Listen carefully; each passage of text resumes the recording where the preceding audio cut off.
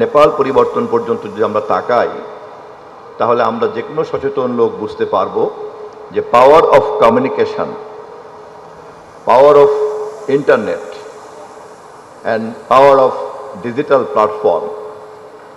আমাদের শুধুমাত্র রাজনৈতিক বাতাবরণকেই পরিবর্তন করে নাই, এমনকি আমাদের ব্যক্তিগত গোপনীয়তার জগৎকেও কিন্তু পরিবর্তন করে ফেলেছে। যে কোনো সচেতন মানুষই এখন অতীতের যে কোনো সময়ের চাইতে তার নিজস্ব যে অধিকার, একান্ত ব্যক্তিগত গোপনীয়তা, এ বিষয়েও কিন্তু সারাক্ষণ আতঙ্কিত থাকতে হয়। কেননা গণমাধ্যম প্রযুক্তি এবং ইন্টারনেটের যে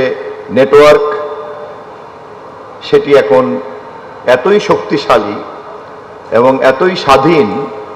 যে রাষ্ট্র সবসময় তা তার নিয়ন্ত্রণে রাখতে পারে না এবং পারবে না।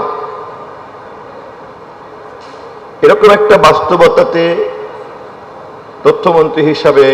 আমার সামান্য জ্ঞান বুদ্ধি দিয়ে আমি যেহেতু এটা বুঝি, সে কারণেই আমি প্রথম দিন থেকেই প্রতিশ্রুতিবদ্ধ